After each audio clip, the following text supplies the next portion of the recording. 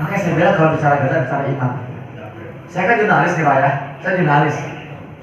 Saya punya akses ke politisi. Saya biasa ngopi bareng sama Ismailania tuh. Ya ngobrol gitu kan. Saya punya akses sana.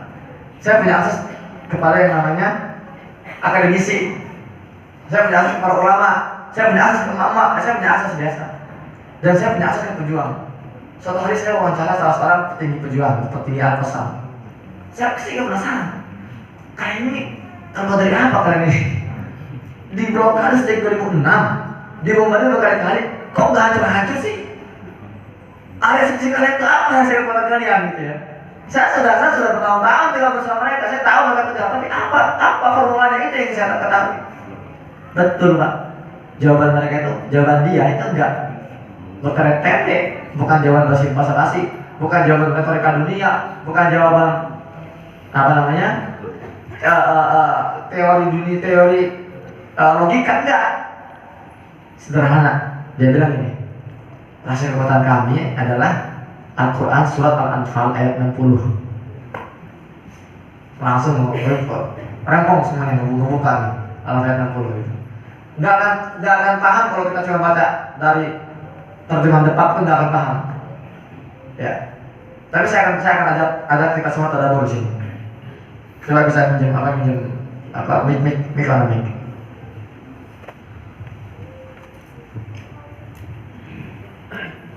Oke, dulu saya. Oke. Allah berfirman, "A'udzu billahi minasyaitonir rajim. Bismillahirrahmanirrahim. Wa a'iddu lahum mastata'tum min quwwati wa min ribatil khayl.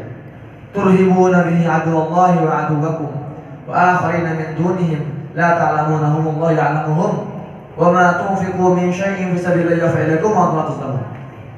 Wa a'iddu, dan persiapkanlah oleh kalian semua lahum untuk mereka mastata'tum semampu kalian.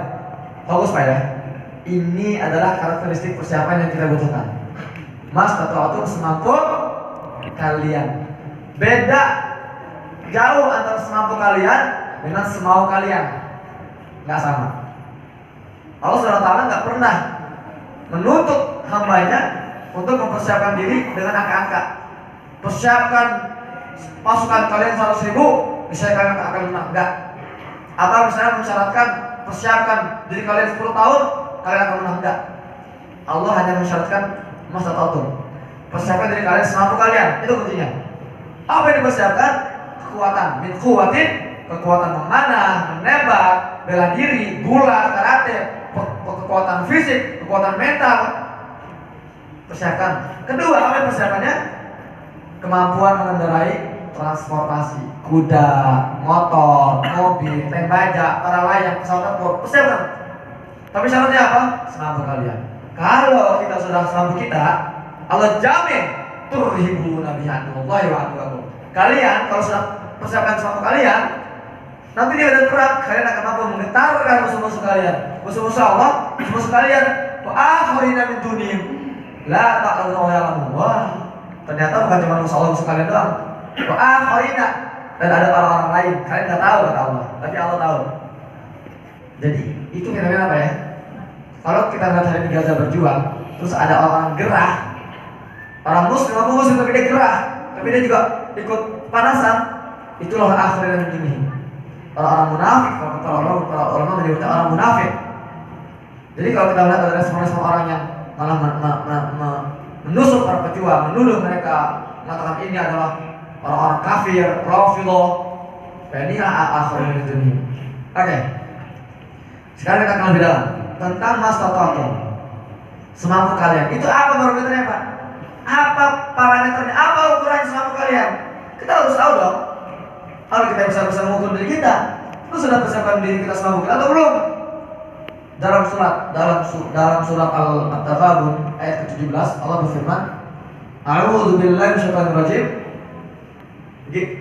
At-Taghabun ayat 17, "Fattaqullaha mastata'tum." Maka bertakwalah kalian semua kepada Allah semampu kalian, sama-sama semampu kalian. Bilangnya yang pertama itu ayat berapa? 17. Ini bilangnya. Fattakullah, maka bertakwalah kalian semua kepada Allah mastata'tum semampu kalian. Suatu hari Bu, di negeri sana di Afghanistan ada seorang pemuda, dan dia lagi baca ayat ini kan. Allah menyuruh saya bertakwa sama saya, apa barometernya? Tidak mudah dia, nggak paham dia. Akhirnya dia mendatangi gurunya, namanya Syekh Abdul Azam. Siapa beliau? Syekh Abdul Azam ini adalah orang Gaza. Dia ini dijulukinya Bapak Mujahidin modern, S3 Usuluddin, bukan orang sembarangan. Memang para pujang-pujang Gaza ini orang akan diusir ternyata, bukan orang-orang yang pengangguran. Abdul Azam ini dia lahir di Gaza, cuma dia banyak menghabiskan hidupnya di Afghanistan, jihad melawan di Soviet. Anak muda ini mendatangi beliau, Syekh, ngapunten nggih. Ini saya lagi baca At-Taghabun. Allah nyuruh saya bertakwa sama saya. Ini ukurannya apa, Syekh?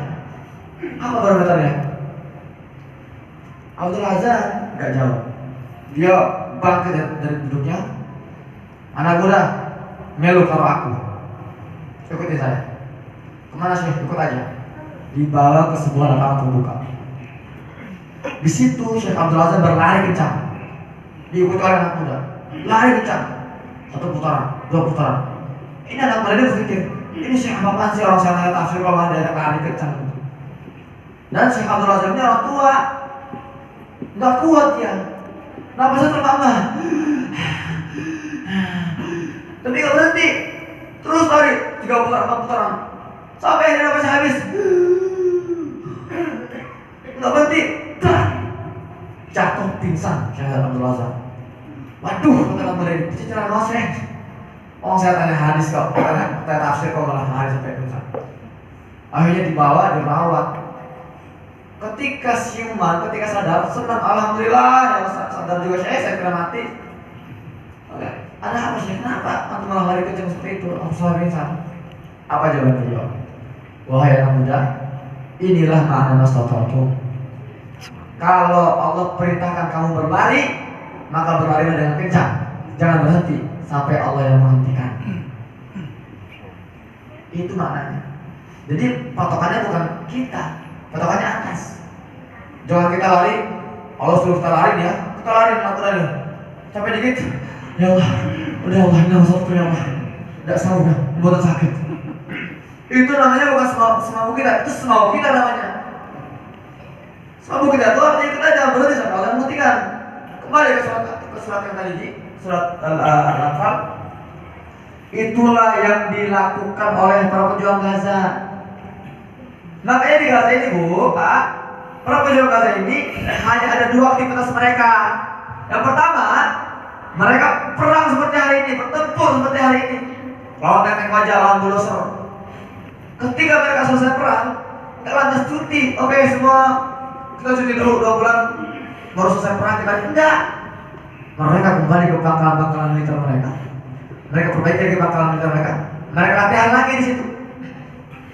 Nggak berhenti mereka. Makanya semua analis militer dunia hari ini sepakat, Pak. Nggak ada kekuatan tempur elit dunia manapun yang levelnya mendekati kemampuan tempur para pejuang Gaza. Nggak ada. Sekalipun para pejuang Gaza perangnya cuma pakai sendal jepit, training, gitu kan. Tapi nggak ada yang lain mereka. Kenapa? Karena para pejuang Gaza ini sehari-hari itu mereka latihan militer, simulasi militer, latihan nembak sehari itu 2 tahun sekali, ujian praktek lawan Zionis. Setelah ujian praktek, latihan lagi tuh, nggak berhenti mereka. Ujian praktek lagi 2 tahun sekali. Jadi setiap 2 tahun tuh level mereka tuh upgrade, naik ke atas. Kita, tentara kita ngapain Pak? Ya? Nyopot baliho, aduh. Main nyopot baliho tentara tuh. Jadi, mohon maaf, jangan bilang bahwa harus punya militer agar tidak tertindas seperti Gaza. Yang tertindas siapa? Yang lemah siapa? Bukan Gaza, kita yang lemah. Nah, makanya di Gaza ini lah, mereka paham para pejuang Gaza ini. Kalau mereka perangnya pakai cara konvensional, di atas tanah, memakai pesawat, habis mereka. Itulah kenapa mereka membangun terowongan militer. Berapa dalamnya terowongan militer itu? Dengan tangan-tangan mereka, dengan apa? Dengan alat sederhana, mereka gali ke bawah 30 meter. Dari sini paling cuma meter Pak ya. 6 meter nih ya. Bayangin kayak masjid itu 5 lantai ke atas nih. Itu gali ke bawah itu dengan tangan mereka. Sampai di bawah sampai 30 meter. Mereka gali lagi 200 km. Malah kalau kita kerajaan Israel, Hamas ini punya 500 km terowongan di bawah tanah. Itu nggak gampang itu.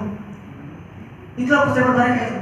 Makanya banyak kasus anak-anak muda lagi gali terowongan tiba-tiba hujan deras, longsor, pop, 7 orang meninggal syahid. Itu kata, itu banyak kasus itu. Ada juga berkali latihan bom lagi ngerakit roket, tiba-tiba bom, 5 orang syahid. Sudah ratusan orang-orang Gaza itu meninggal dalam persiapan. Maka di Gaza ada 2 jenis syuhada. Ada syuhada ma'arakah, mereka yang mati syahid dalam pertempuran. Ada syuhada i'dad, mereka yang syahid dalam persiapan.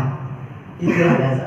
Ketika Allah menyuruh mereka berpersiapan diri, mereka berpersiapan diri mereka dan mereka tidak berhenti sampai Allah yang menghentikannya. Makanya dalam pertempuran Allah bantu itu. Turhimun dengan Allah. Allah bantu kita hari ini. Coba diputar lagi. Bagaimana senjata lokal buatan Gaza yang harganya mencapai 4 juta itu dengan mudah meletakkan tank-tank Merkava yang paling mahal, yang paling mutakhir punya Zionis. Yang baru ada yang semalam ini belum tahu. Belum ada yang ini.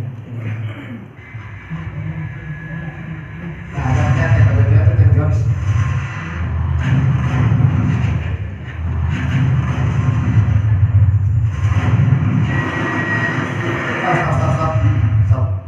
Ini nggak gampang. Pertama sempit, gang sempit, dan ini kan bergerak gitu loh. Harus kita lalu ke tempat ini. Jadi jaraknya jauh nih, nggak gampang. Coba lihat bagaimana mereka, masya Allah, memberikan taufik. Lanjut.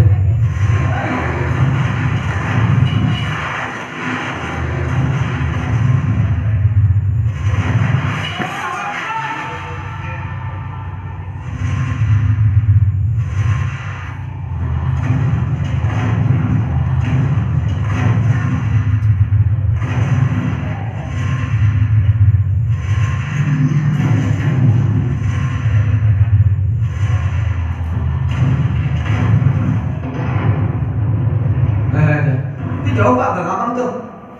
Jadi para pelajar ini perang tuh masya Allah ya. Mereka nembak ITF itu dari posisinya ke ideal sebetulnya. Ada yang dari balakon tadi kan, ada yang dari sambil berdiri, sampai sambil duduk, sambil tiduran, sambil tengkuruk. Enggak, ini harapan di atas runtuhan. Tapi kalau tempat mulu itu gimana? Itu ajaran kebenaran Allah. Karena mereka mempersiapkan diri mereka semampu mereka, maka apa? Maka Allah bantu mereka. Di dalam tuh yang semalam gitu, dalam tuh yang semalam. Nah, ada satu kisah tadi. Anak muda berjuang di garis depan, ngirim pesan voice note ke temennya. Itu tersebar di Gaza tuh. Voice note-nya. Dia bilang gini, Rek, saya lagi keluar dari terowongan satu hari, bawa RPG kan. Saya mau nembak itu. Tank baja, tapi jauh jaraknya, ragu saya. Tiba-tiba ada suara, ya Abdullah, udruk atau taraddad. Wahai Allah, tembak, jangan ragu. Siapa ini? Gak ada orang. Bismillah, cuk, boom.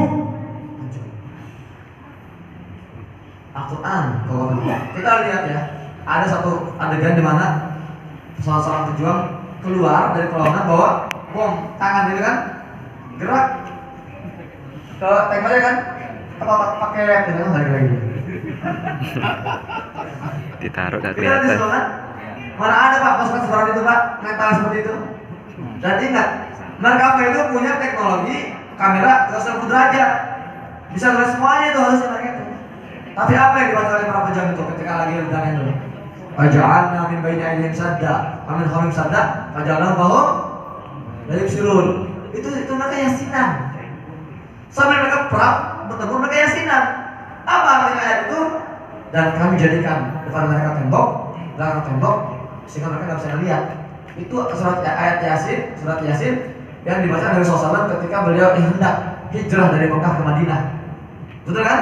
Beliau kan malam itu beliau dikepung oleh kafir Quraisy, mau keluar karena ngepung. Beliau baca ayat itu.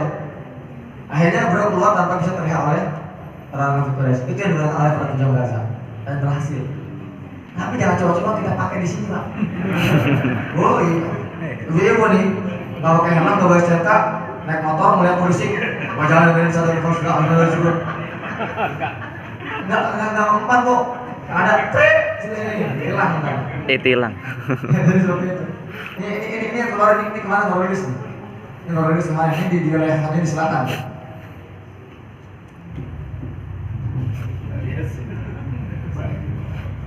Stop. Jadi Pak, ya ini yang saya bilang Yasin 105 ini buatan Gaza. Dia ada dua jenis produk yang depan itu, yang moncong itu untuk menembus wajahnya, yang ini yang gede ini untuk meledakan dalamnya. Jadi ada dua ledakan, ketika menembus dan ketika sampai dalam meledak bom. Oke, lanjut. Itu waktunya berapa detik tuh untuk kayak itu karena bisa ketahuan. Oh, habis lah itu.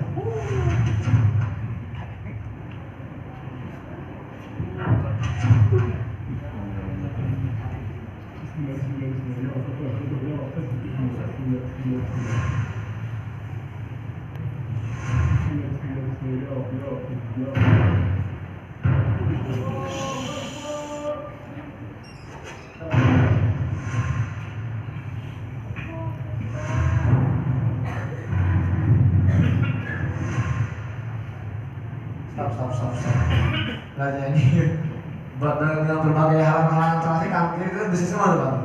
Saya produksi kan, ya, tapi masya Allah coba.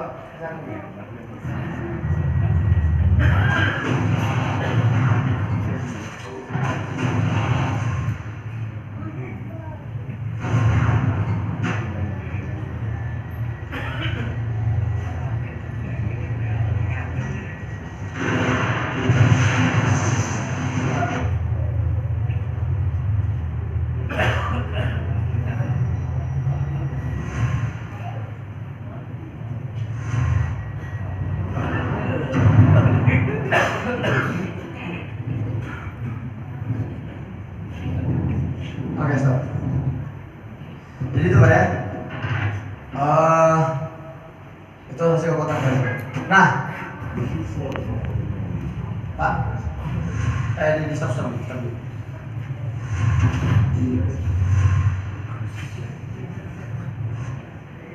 Sekarang saya mau nanya, Pak. Ketika Allah berfirman dalam ayat 60 itu, persiapkanlah kalian semua selama kalian. Itu ayat itu turun hanya untuk orang Gaza atau untuk kita semua? Semua. Sekarang kayak kita.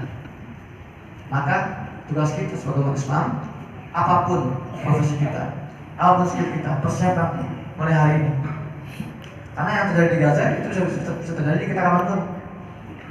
Ketika itu terjadi kita sudah siap semua. Maka anak-anak muda ya, yang lagi kuliah, jadilah orang terbaik di bidang kita.